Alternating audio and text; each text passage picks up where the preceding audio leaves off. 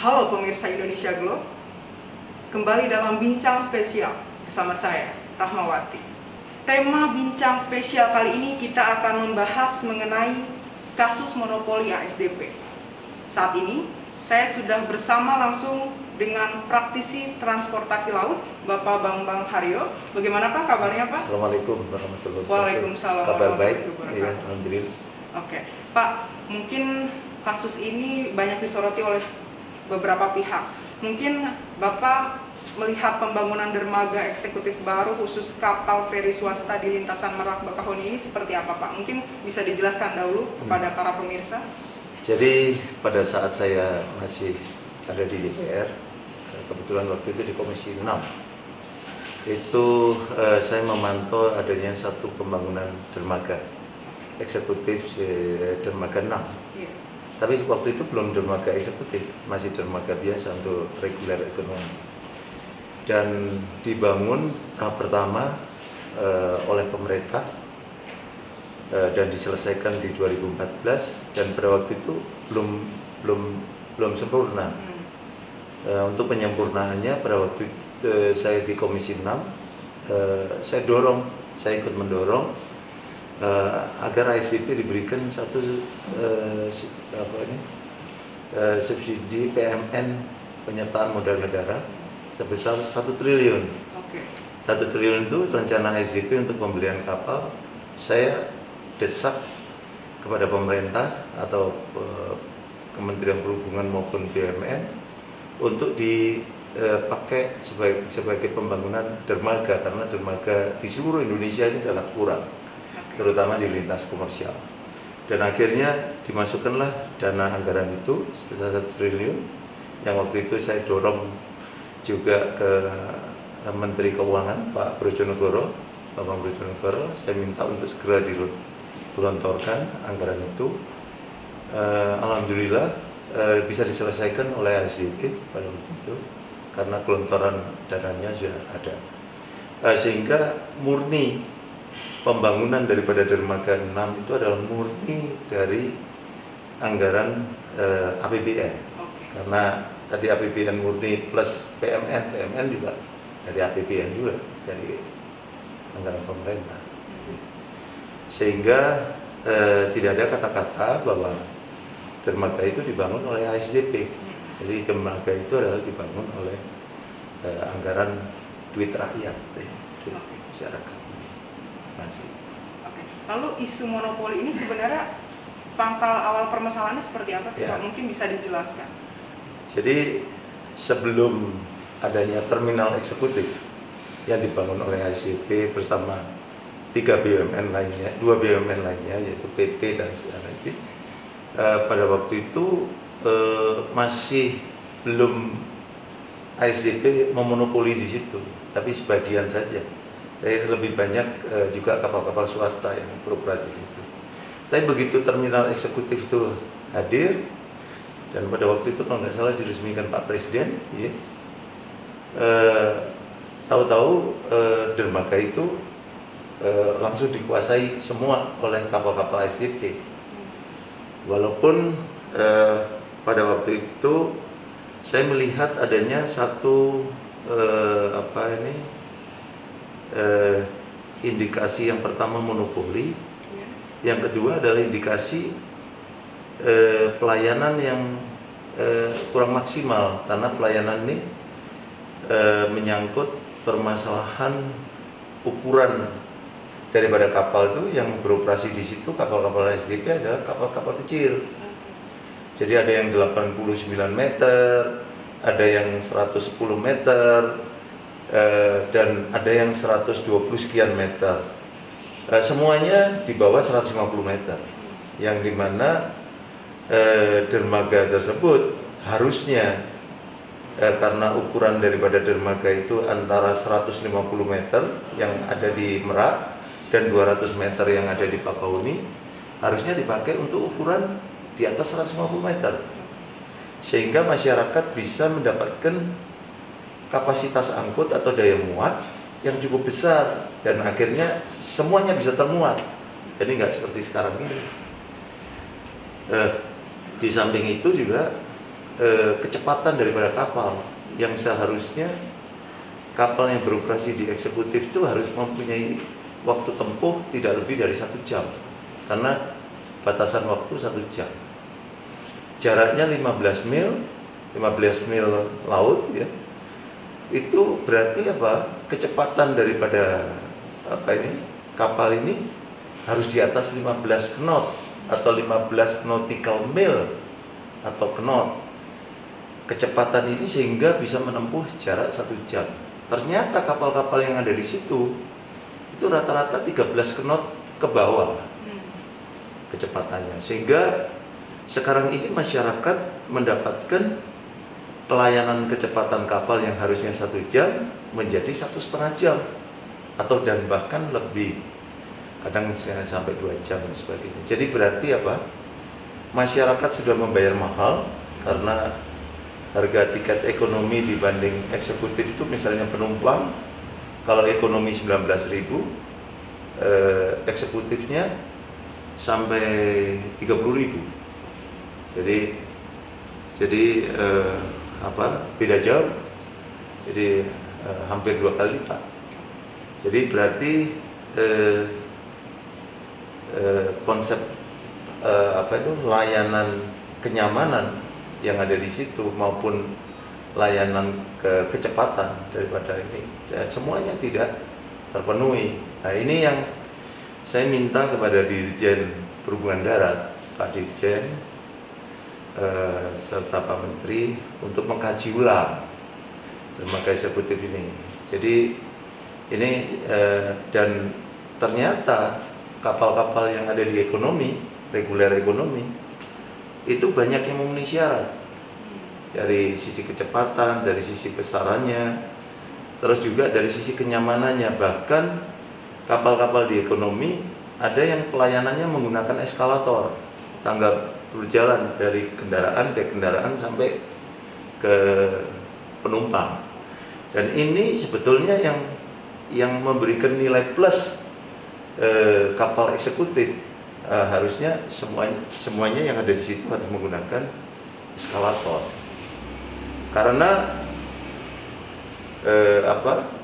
dermaganya sendiri yang eksekutif menggunakan eskalator, sedangkan yang ekonomi pakai jalan kaki, tangga biasa. Jadi ini penyesuaian eksekutif betul-betul harus sesuai dengan standarisasi eksekutif.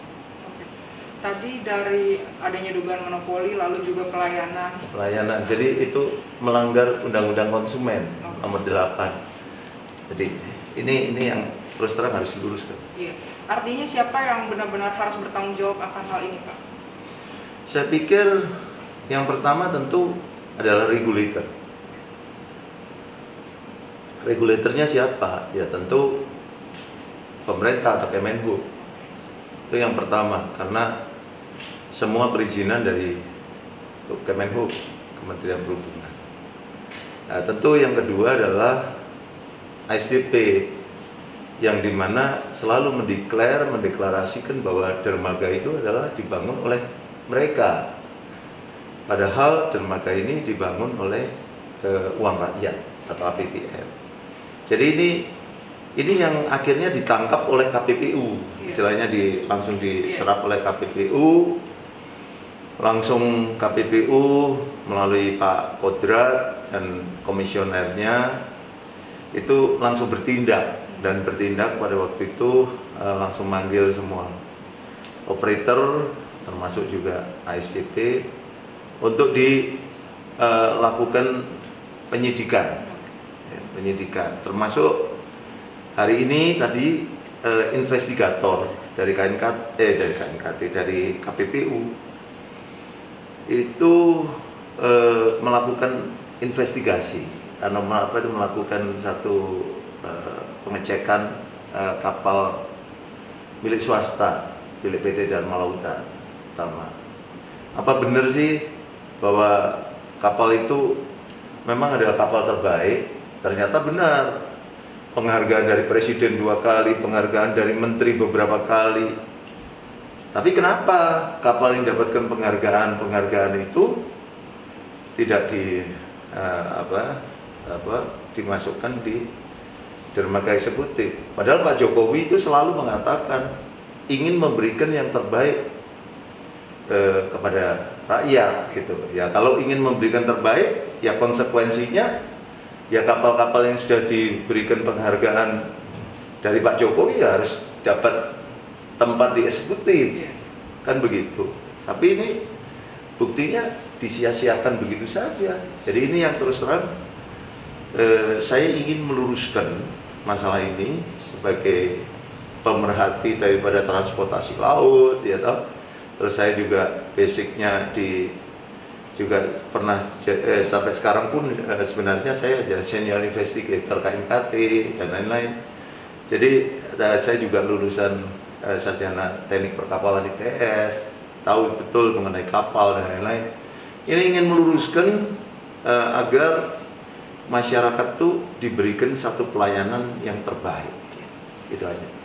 Tapi Pak, jika monopoli dan juga pelayanan masih tetap terus seperti ini, dampaknya sendiri nanti akan seperti apa Pak bagi masyarakat Pak? Ya tentu masyarakatlah yang dirugikan, karena mereka tidak mendapatkan pelayanan yang terbaik. Ini banyak di YouTube itu kalau kita buka di masyarakat tuh mereka mengeluh, ini kapal eksekutif kok penumpangnya pada keleleran di luar karena kurang gede gitu, dan keleleran pada tidur di pinggir-pinggir terus di ini dan sebagainya. Mereka mengatakan kok beda ya sama kapal ekonomi yang bisa melakukan pelayanan seperti malah lebih cocok dikategorikan eksekutif gitu.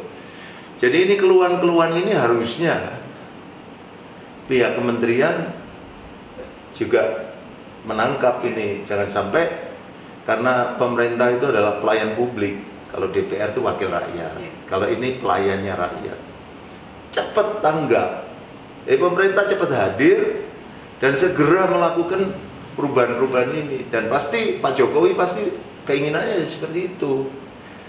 Jadi saya mengharapkan adanya satu perhatian dan percepatan daripada pemerintah sebelum KPPU itu menetapkan. Jadi jangan sampai KPPU itu nanti menetapkan, ya terus akhirnya ini. Jadi sebelumnya ya sudah diselesaikan. Ini yang terus terang ini. Jadi kemarin ada satu solusi daripada pemerintah yang ingin merubah dermaga satu ekonomi reguler menjadi dermaga eksekutif. Saya mengatakan tidak boleh, karena apa? Dermaga ekonominya masih kurang. Kapal ekonomi jumlahnya terlalu banyak, dermaganya kurang, sehingga hanya beroperasi sekitar 30%, yang 70% belum beroperasi. Lah sekarang kalau diganti yang ekonomi menjadi eksekutif, tambah lebih berkurang lagi gitu. Dan ini merugikan rakyat, terutama adalah masyarakat yang duitnya pas-pasan.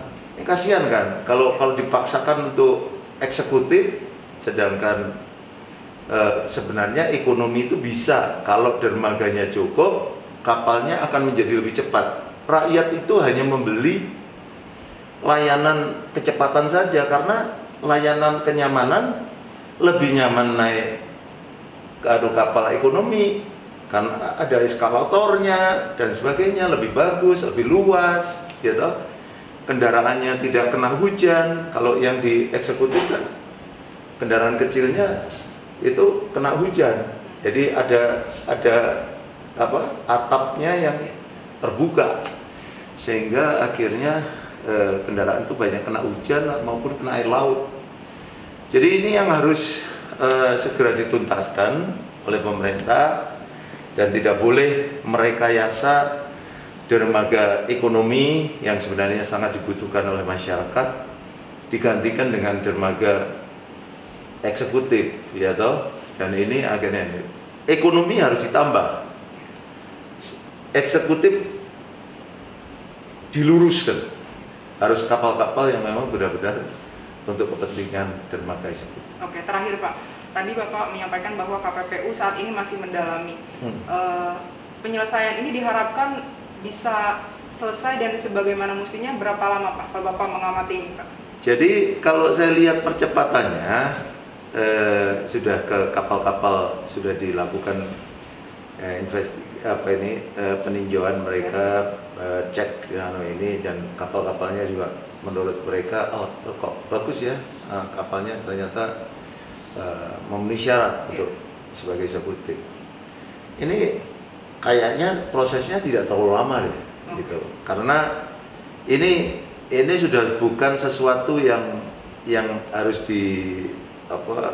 diselidiki sampai mana ini, karena ini udah transparan, rakyat pun juga tahu, dan semua rakyat mengetahui akan proses yang sebenarnya ada satu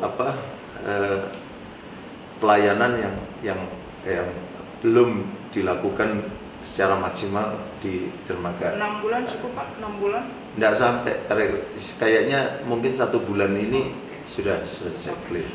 Kita berharap pemerintah juga dapat menyelesaikan hal ini agar masyarakat tidak dirugikan ya Pak. Iya. Oke, baik Pak. Terima kasih atas wawancara hari ini, pemirsa Indonesia Globe. Tadi kita sudah membahas mengenai adanya kasus monopoli ASDP. Demikian wawancara hari ini. Saya Rahmawati mohon undur diri. Jangan lupa saksikan video di YouTube channel Indonesia Globe dan juga website Indonesia Globe. Sampai jumpa di episode selanjutnya.